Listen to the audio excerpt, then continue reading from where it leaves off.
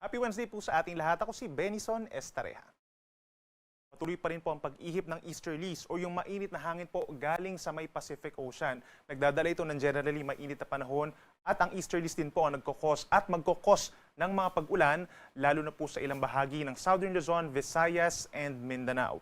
Asahan po overnight. Simula ngayong hapon hanggang bukas ang madaling araw, mataas pa rin ang tsansa ng mga pag-ulan. May mga daraang ulan dito sa may Bicol Region, Quezon, malaking bahagi ng Mimaropa, Aklan, Capiz, hanggang dito po sa may Northern Samar, Eastern Samar, pababa ng Caraga Region and Davao Oriental, magbaon ng payong kung lalabas po ng bahay.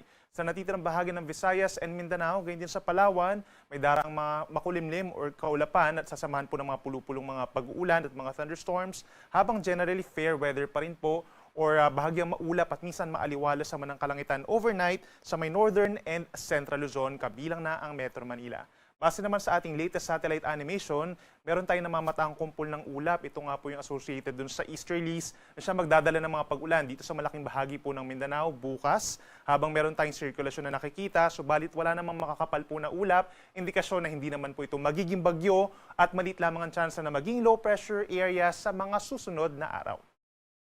Bukas, Thursday, March 26, asahan pa rin po ang generally fair weather conditions at magandang panahon sa umaga hanggang sa tanghali. Sa tanghali nga lang po dahil sa easterlies, pagiging mainit at malinsangan. At sa bandang hapon hanggang sa gabi, kumukulimlim ang panahon, lalo na po dito sa may Bicol Region pa rin, sa may Quezon, Oriental Mindoro, Marinduque, and Romblon, sasamahan ng pulu-pulu lamang ng mga pag-ulan at mga thunderstorms. Habang dito naman sa may Northern and Central Luzon, including Metro Manila, aasahan pa rin throughout the day, bahagyang maulap at minsan maaliwalas ang kalangitan.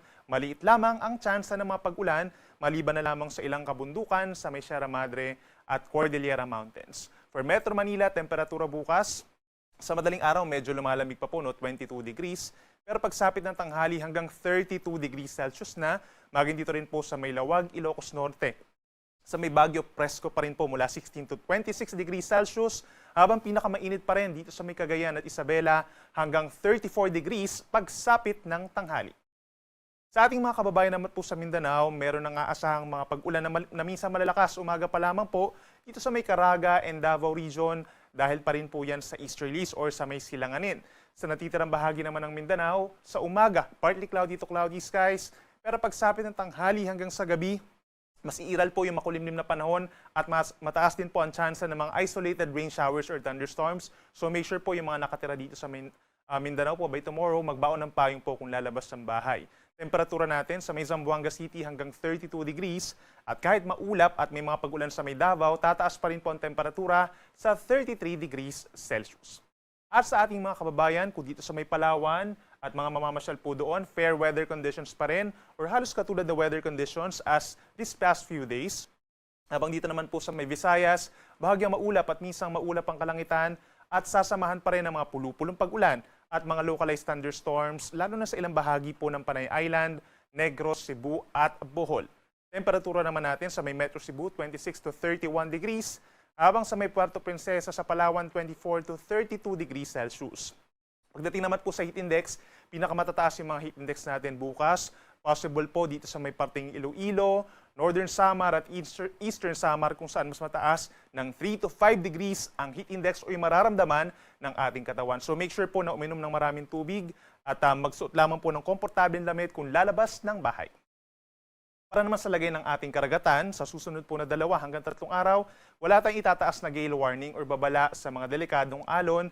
Mananatili pa rin pong nasa kalahati hanggang 1 metro ang taas ng alon. Malayo sa Pampang, Banayad po ito at wala namang magiging problema. Maliban na lamang kapag meron tayong malalakas sa mga hangin at mga thunderstorms na nagkukos ng medyo maalon na karagatan na saglit, that's around 1.5 to 2 meters.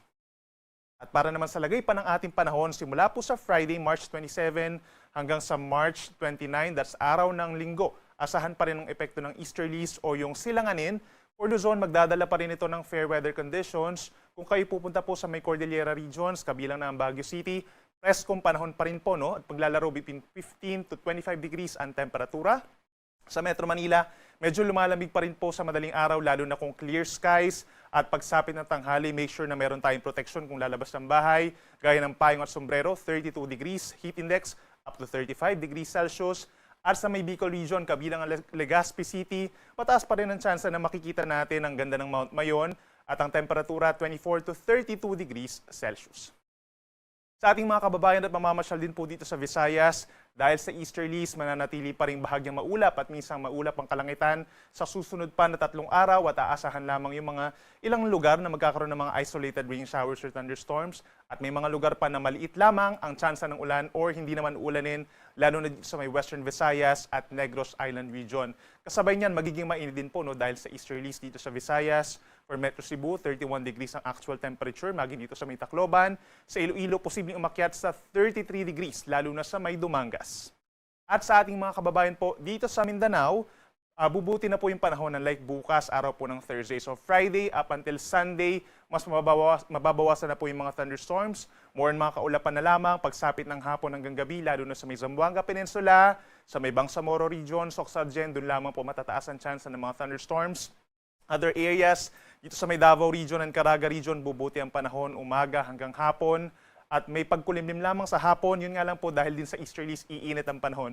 Please take note sa may Metro Davao po, possible na umangat sa 35 degrees ang maximum temperature sa tanghali and the heat index could reach up to 40 degrees. Gayun din sa may Zamboanga City, Cotabato City, Jensan, ilang pambahagi ng Butuan, Hinatuan, matataas ang heat index. So make sure po na meron dalang payong at mag-ingat kung lalabas po ng bahay from 10 a.m. to 3 p.m. Ang ating sunset po ay 6:08 ng gabi mamaya at ang sunrise bukas, 5:56 ng umaga. Yung mga latest mula dito sa Weather Forecasting Center ng Pag-asa, ako muli si Benison Estareha na nagsasabing sa namang panahon, Pag-asa, magandang solusyon.